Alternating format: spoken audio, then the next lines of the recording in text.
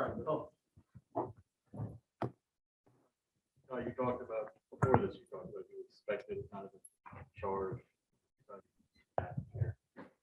Meet the expectations. Yeah, I think it exceeded the expectations, honestly, just based on how our bodies felt going into this game. And I knew we needed, every little effort that we could get from everybody. And the first half wasn't pretty, and we knew we could play better. So second half, I felt like that's who we are. That's our identity, and just got into the ball, started sacrificing our bodies out there a little bit, and the results speak for themselves.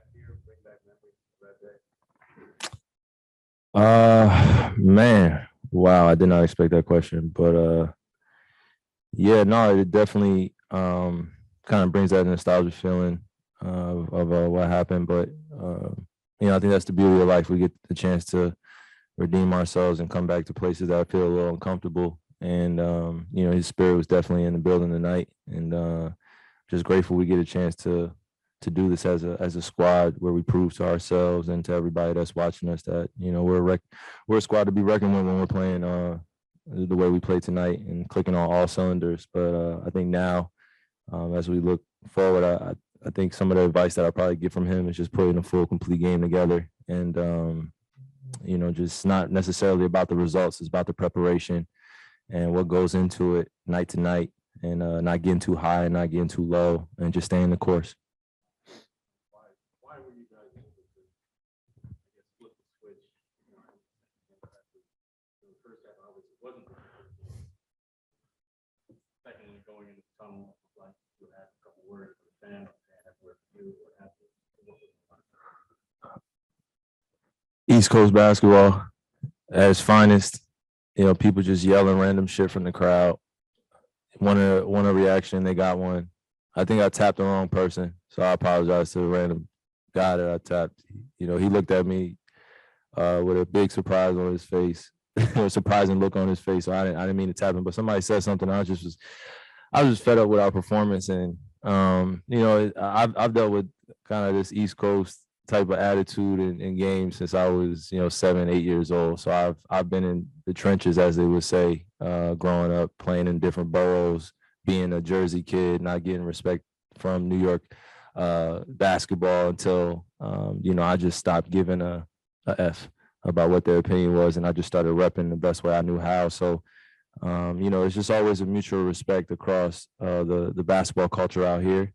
I fall in line with a lot of great guards that have come from the New York City area, New Jersey area, tri-state area. So just want to put on a good show. I know my Uncle Rod was in the building tonight, sitting courtside. It just means a lot to me when I could rep from where I'm from, which is, my family comes from Mitchell Projects in the Bronx, New York, and we moved out to New Jersey. But I spent dang near every weekend here in New York City trying to prove myself day after day on the playgrounds, Gaucho's Gym, against the Riverside Hawks, against Kips Bay, against all the New York guys that are in my generation. So just feel like I'm leading it the right way.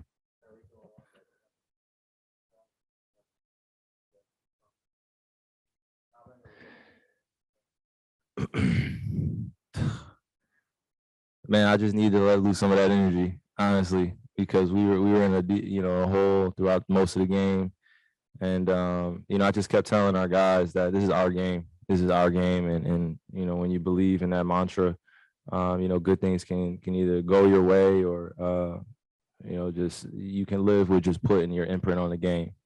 So we knew we could play better, and waving to the crowd was just like, hey, we'll see you guys next year.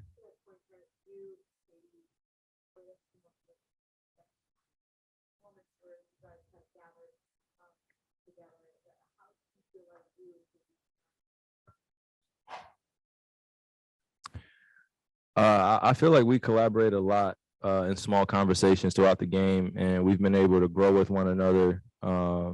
This year more than the other years, just towards the end of the season, because we know how much this matters to us and to other guys, of course. But the other guys are looking to us for either inspiration, motivation, or just telling them positive things. And we don't want to let our frustration show on our faces at all, or show on our body language. And sometimes it's inevitable, right? In the motion, in the moment. But with him specifically, we were born to play this game at a very high level. He's seen so many things in this league. I have as well. He has a few years on me in terms of his experiences. So I really lean in on him, and then he just knows I'm a killer alongside him. So he could be hard on me, and he could say almost anything he wants in the heat of the moment. But we just know we could demand excellence out of one another, and we just want to have that energy carry on to the rest of the group. So we're finding our balance right now, finding our groove, and when we do, we can climb out of holes, like this, but we don't want to necessarily be in situations like this.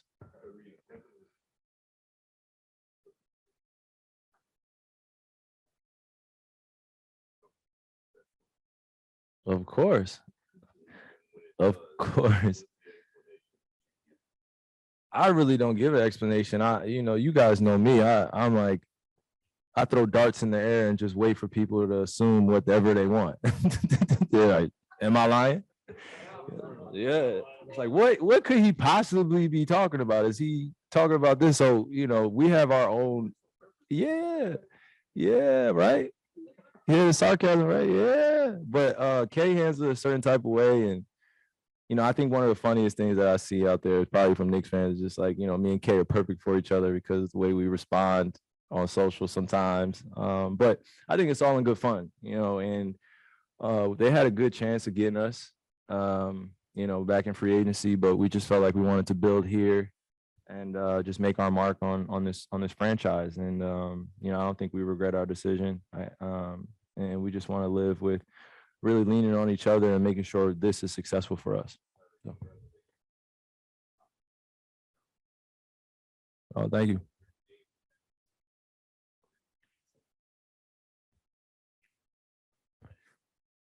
Man, that's a loaded question. So I'm not trying to sit up here and spew out the reasons why I felt like I deserve to be on the top 75.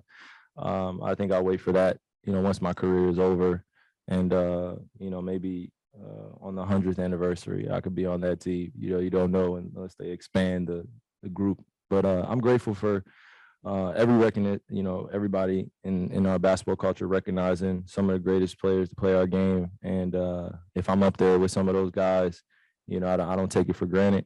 It's a lot of lonely nights in the gym, a lot of sacrifices of time, being away from my family, being away from friends, not having the ideal childhood that everybody else has had, sort of say, being a college dropout from Duke, and just not being able to, live what they say a normal life, which you get a 9 to 5 and, you pour into your passion. So this right here is a special game, and it's rewarded a lot of people. So if I could etch my name or, be up there with some of the greats, I feel like I'm leaving the legacy I want to leave. And it's just a lot of hard work that goes into it. So I'm grateful for that honor. We're gonna let the girl? We're gonna let the woman go? We're gonna let the woman go? Okay, cool. All right.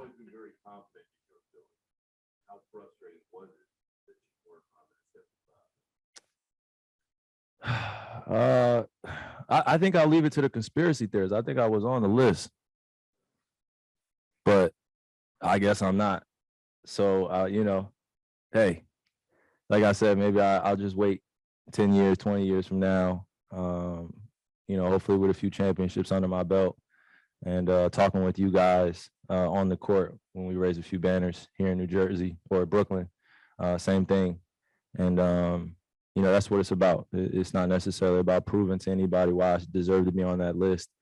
I know that I have a lot more work to do in this league, and I just want to leave it there. So just let my game speak for itself. I love being skilled, but by the time I leave and retire, I want to be known as a winner and a championship winner of a few of those things, and doing it with a great group of guys, great organization, that believe in me and believe in my talents, and the rest will be written by itself.